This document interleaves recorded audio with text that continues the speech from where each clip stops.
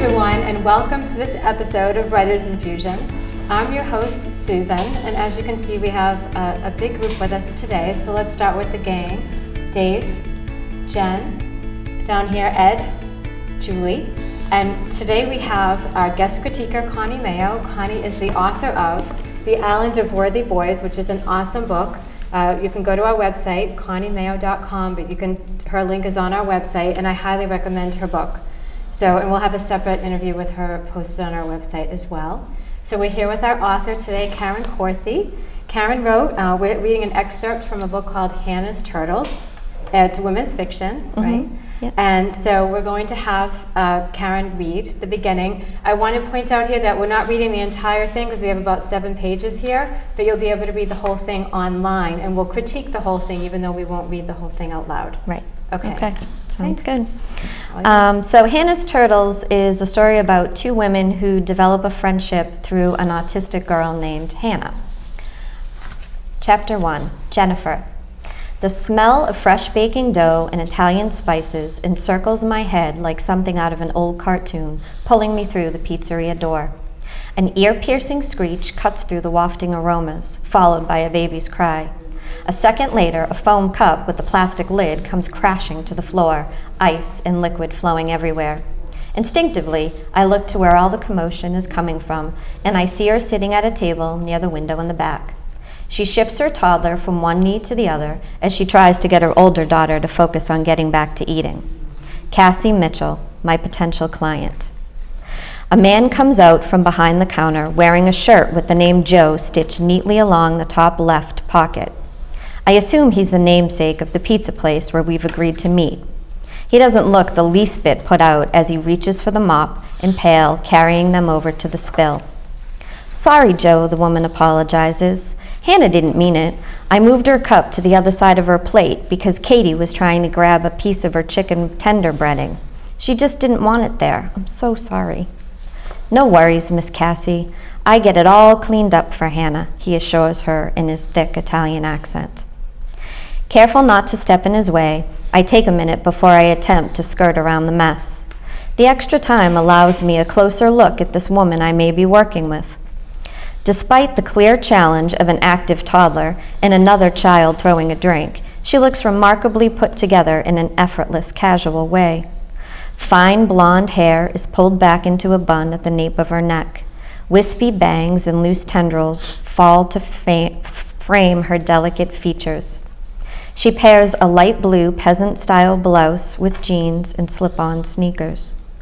Similar in age and style, my darker color choice of maroon blouse with black jeans rolled to just above the ankles and black ballet flats enhances our contrasts. Where her look is light and airy, mine is what people might call earthy. My chestnut hair flows long over my shoulders, and despite the hairdresser's assurance that the layers would allow for movement, it just comes across as bushy. My violet blue eyes are unique in that 1/4 of my left iris is brown, a fact that I've embraced more as I've gotten older. It's the only feature that adds interest to my otherwise ordinary looks. I reach the table, and she looks up with a welcoming smile. Hi, I'm Jennifer O'Shea, I introduced myself. You must be Cassie Mitchell? I am, she responds. Forgive me if I don't get up, but I'm finally getting them both to eat, and that's a huge accomplishment. Please, join us. Thanks, I say. This must be Hannah. Hello, Hannah. Hannah continued to peel the breading from her chicken tenders as if she didn't hear me. Hannah, look at me, her mother directed.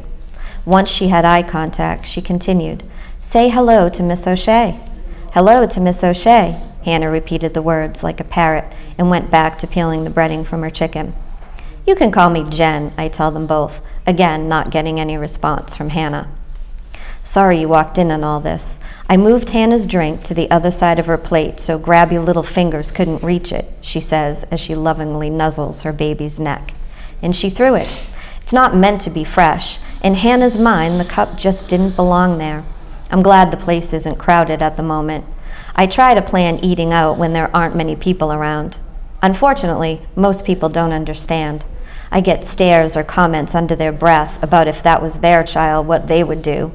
Sometimes I just want to scream that she's not being bad. She is autistic. Well, I understand completely, and you won't be getting any evil eyes from me, I reassure her with a smile. Food is definitely one of her issues, as I'm sure you can tell, Cassie laughs slightly. I'm certain she is trying to make light of what must be a daily battle. She loves the chicken tenders from Joe's, but has to peel the breading off.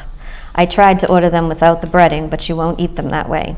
She will only eat the chicken tenders from here, but I have to stop on the way and get her fries from her favorite fast food place.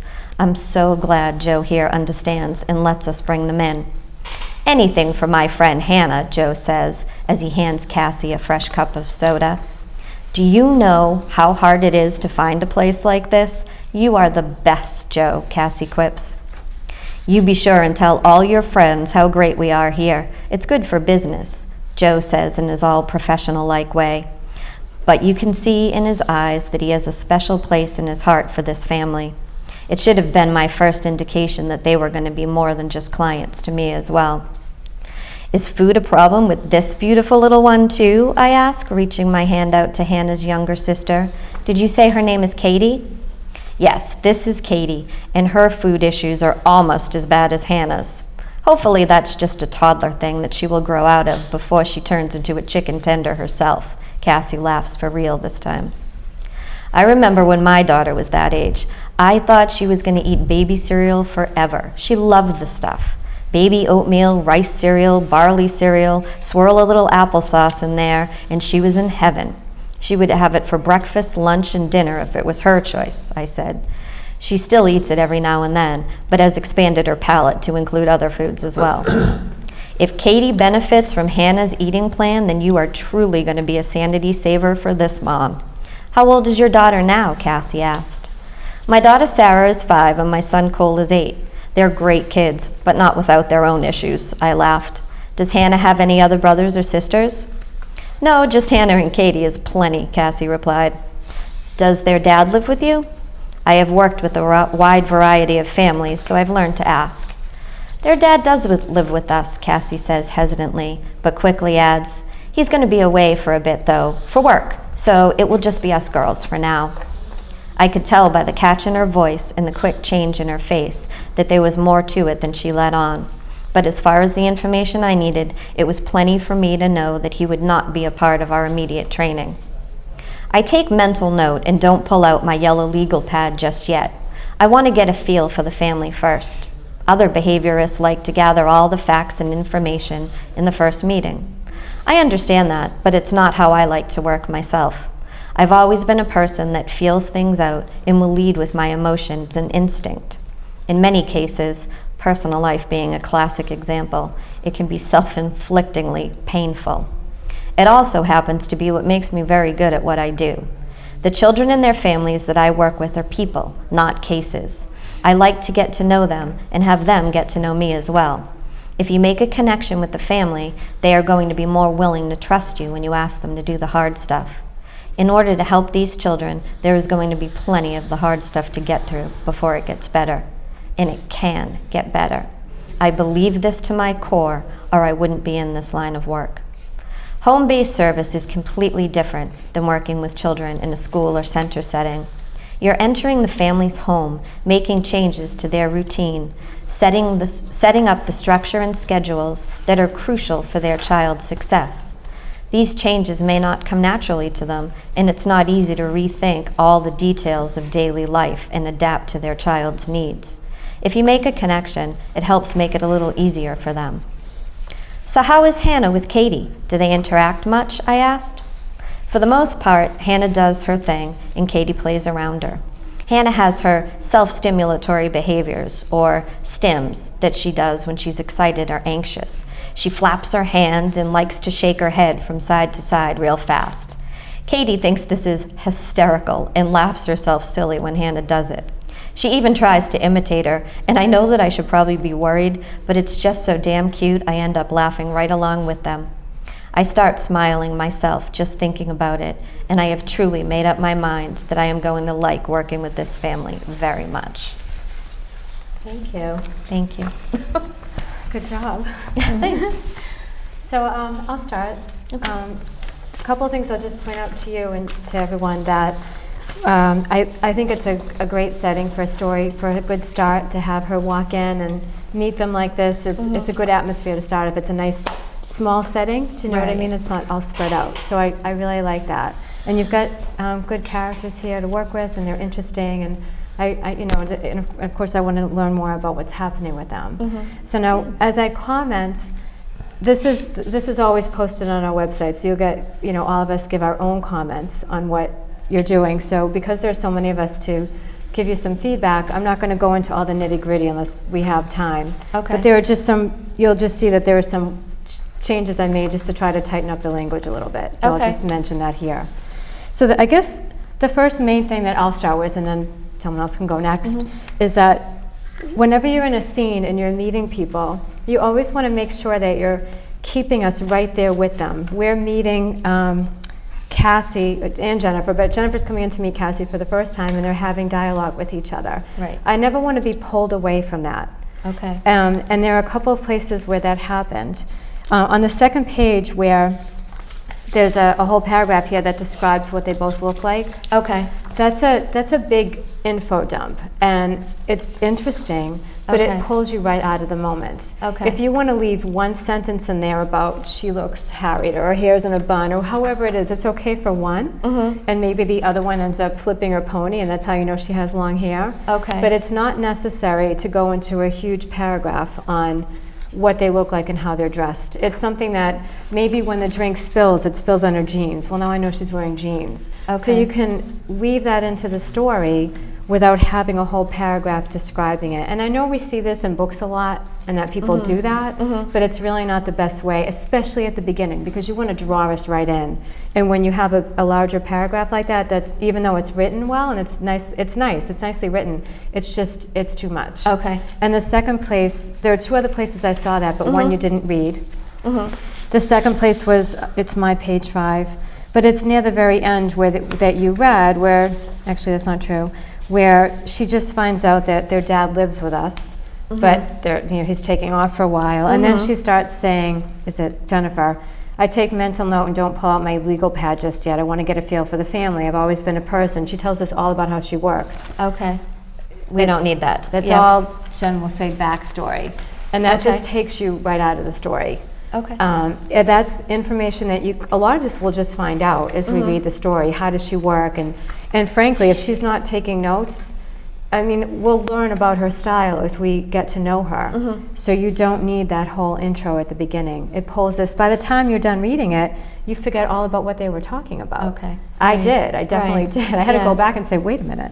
Where were So we? Right. again, even though it's written nicely, it's not the right place for it. It's something that you can disperse throughout the book, and at least throughout the beginning.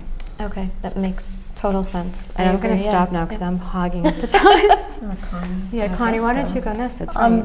So this is a subject matter that's very current and interesting, and I was glad that you chose it as a topic.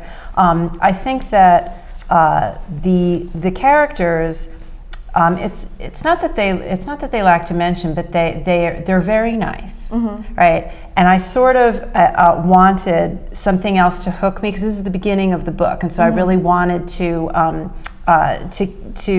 be intrigued by something that was maybe contradictory or about these characters. And I see there's a piece of the summary that we didn't read, but there are interesting things about these characters. And the one interesting thing that you keyed into was Cassie's husband, but Jen's got some interesting things too. And yet she just seems sort of so perfect. Like I had trouble. I had trouble getting emotionally involved with her, and I thought, not that I'm suggesting you do this, but one thing that would have really brought me in, which is an extreme example, is when she says, oh, and I see this woman, and Cassie Mitchell, my potential client, I wondered if I had time to pop another Xanax.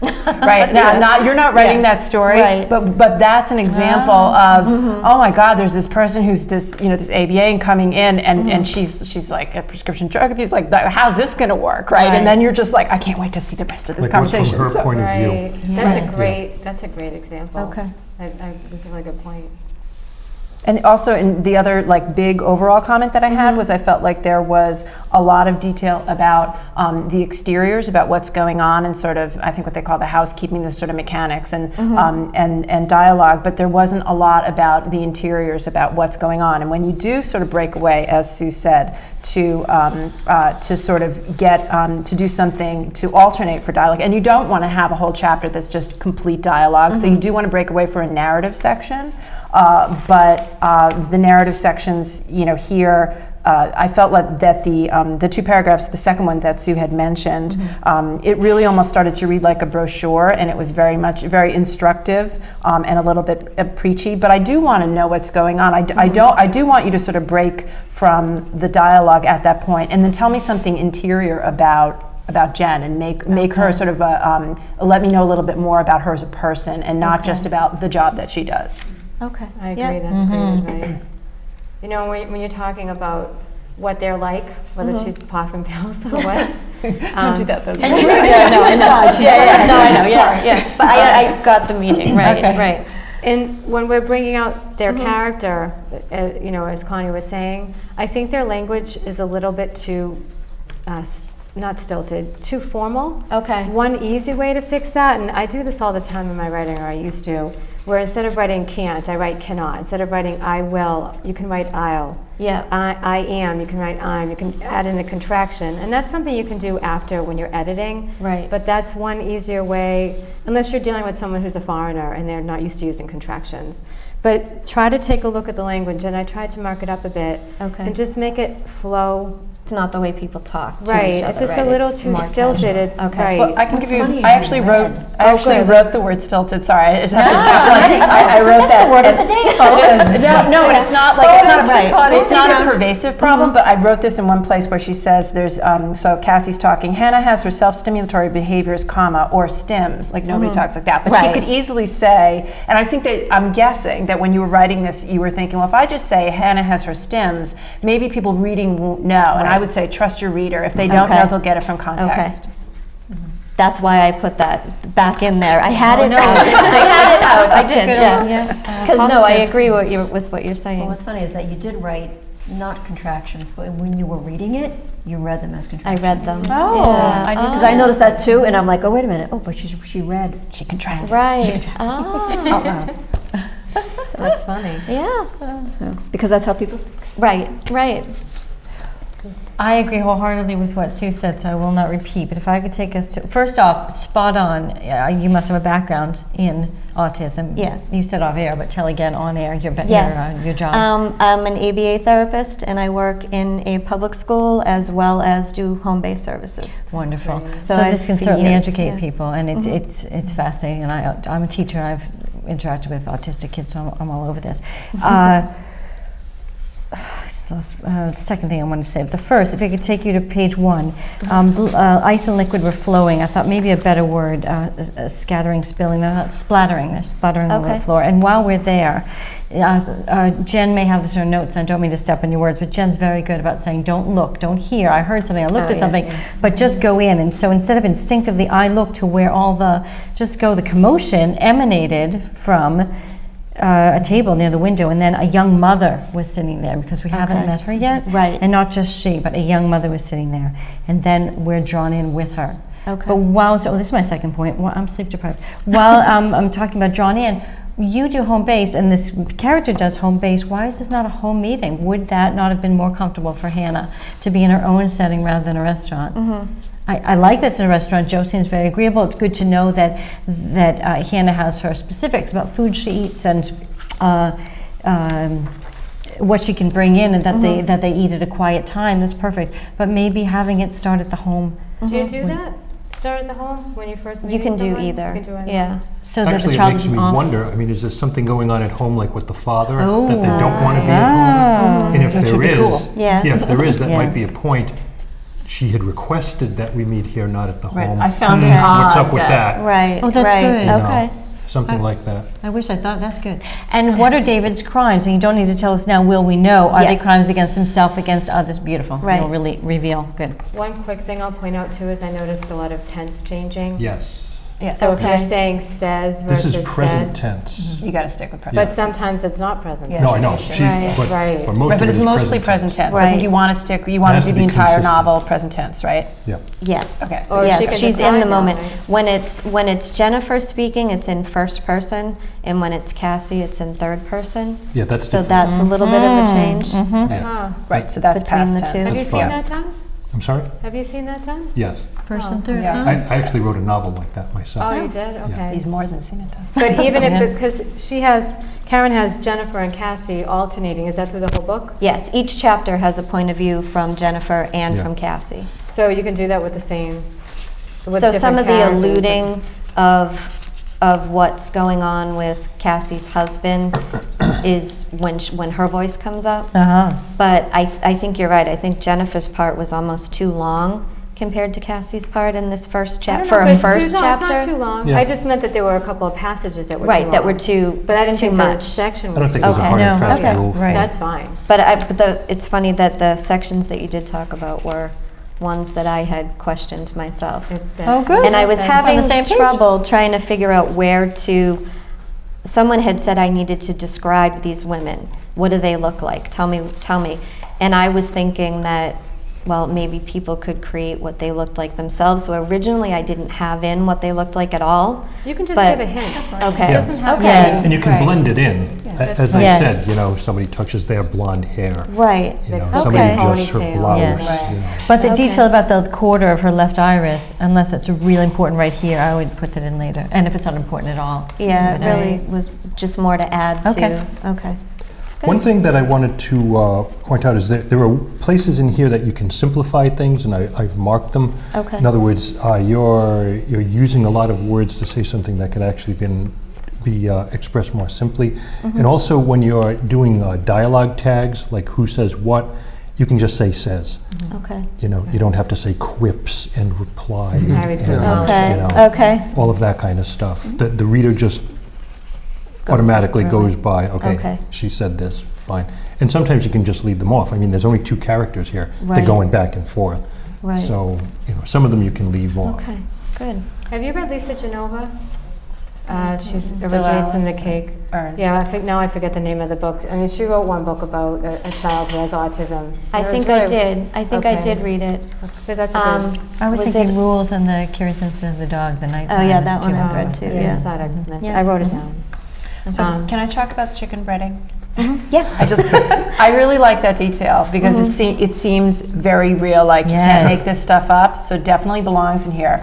I think it's one of those things that you really want to mention sort of once, and I think you mention it, there's sort of mention of the breading sort of 3 times, and I think the place where I would keep it is when she explains to, when Cassie explains to Jen, I wish I could Why find they come it. to this restaurant. Yeah, we come to this restaurant, she's got to peel off, and I've tried to get her the stuff without the breading and so forth. But it sort of gets mentioned a bunch of time. The first time is that Katie's trying to grab this, and there's just a lot of mechanics explaining this. So I really liked it. I just wanted it in the explanation. We come here because. Okay.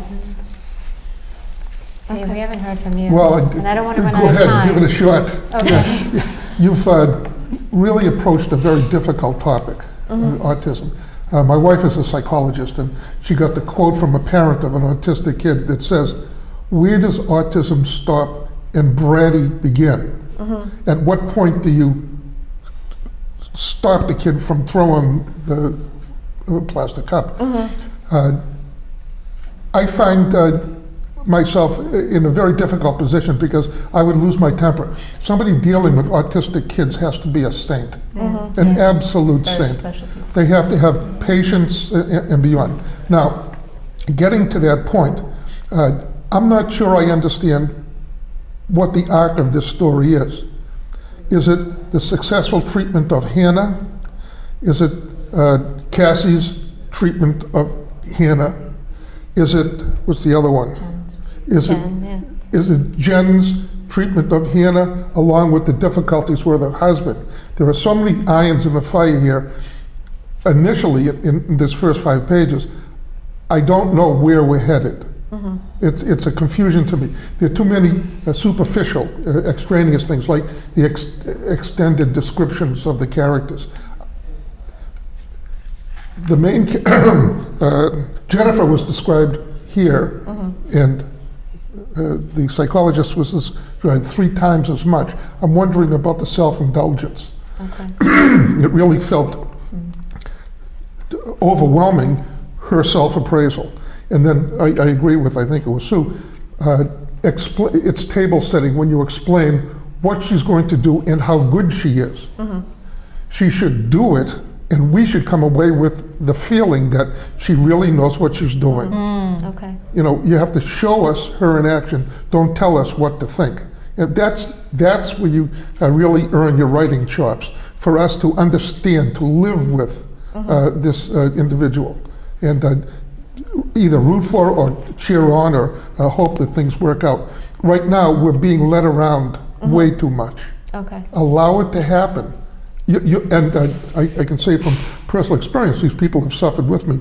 The first 10 pages may take 15 efforts to get right. I thought you were Right. 15 years. 15 years is maybe closer to the, but I know through fact, and these people have lived through my first 10 pages for 4 years now. I'm gonna, so the first 10 pages are the key to, the first 10 pages are the key, and I understand you're really working at it, and good luck. And again, in the first 10 pages, I should know, first 5 pages, I should know where the book is going. Okay. Is it autism? Is it the mother dealing with autism? Is it the psychologist dealing with autism in the family? Is it the psychologist also dealing with her own personal problems? You've thrown an awful lot onto the fire, and right now I am jumbled, along with 6 names. I am name deficient. Okay. I suffer with name deficiency, and it's true. I had to sit, as I was reading, I had to make a list and identify as I was reading. Now, they're all not in these pages, but the reader has to make note of it and store it away, so when they pop up later, you'll know where they came from. And I think a fix for that is you don't have to name the other child at this point. It could be the Okay. baby, the younger sister, or whatever. So you could just eliminate Okay. one from the mix. And Right. I too, when I'm reading, I don't like to get too many characters all at once, because then I just work at trying to keep them ordered, and then I lose what I'm It's supposed to be doing. overwhelming. I Yeah. wanted to know how old Hannah was, though, right away, because unless I missed it, good point. I Yes. had Yeah. no picture in my head as to whether she was 3 or That's true. 12. Right? Okay. Is she So doing that's- age appropriate Right. stuff Right. or not? So And that's one important detail that you need right up front when because the baby, you can picture a baby. Right. But Hannah, I had no idea. Okay. That comes in when Cassie talks. Need to know it it right says, away. but that's too Yeah, late. right I away. understand. Yeah. Just to get the picture. Yep. Yep. Okay. Right, so I'm telling you to move stuff later and then move stuff up. not to be That's confusing. all right, I can do that. I can do that. All right, awesome. One finger, delete. Delete, Yeah. delete, delete. Not the whole Right, thing, or right? hide No, place. No, oh gosh, no. You know, I A know. lot of it's Yeah. just moving. Yeah, I Right, have a lot right, of suggestions switching. on how to, Excellent. I don't know how much time we've got left. Probably have about 30 Uh, seconds. 30 seconds, yeah. I don't know what page it is on yours. A man comes out from, don't say a One man. first. Say the pizza owner, or Joe, the owner of the, don't be coy. Okay. And you say another time, a woman. Well, don't say a woman. Give her name and her position in the story. You just unnecessarily coy. Okay. I did a lot of. Take control of the I did. story yourself. Okay. I mean, don't be afraid to do it. Okay. If you go through all our comments too, you'll see that. I mean, I You marked see it how up. foolish we are. Excellent. Yeah. But you'll No, see it's not. consistency. So you'll see Right. places where Dave and I completely disagree on everything. Mm-hmm. But you'll see some things that all of us agree, and I'm sure we all agreed on those paragraphs that you mentioned Right. where Yes. they pull you right out. Of course. So, well, I agree with everything with Sue you. says, Right, and I'm I with disagree you. with everything Dave says. So this is how we get That's the along. way, that's the way it works. We have That's to the way wrap it it up. works. And I'm I'm so always- sorry. I understand. So, Thank you so Thank you much. so much Thank for you. coming. We really you. appreciate Thank you giving for us the a chance opportunity. to Thank you for read sharing your this. story. Thank you.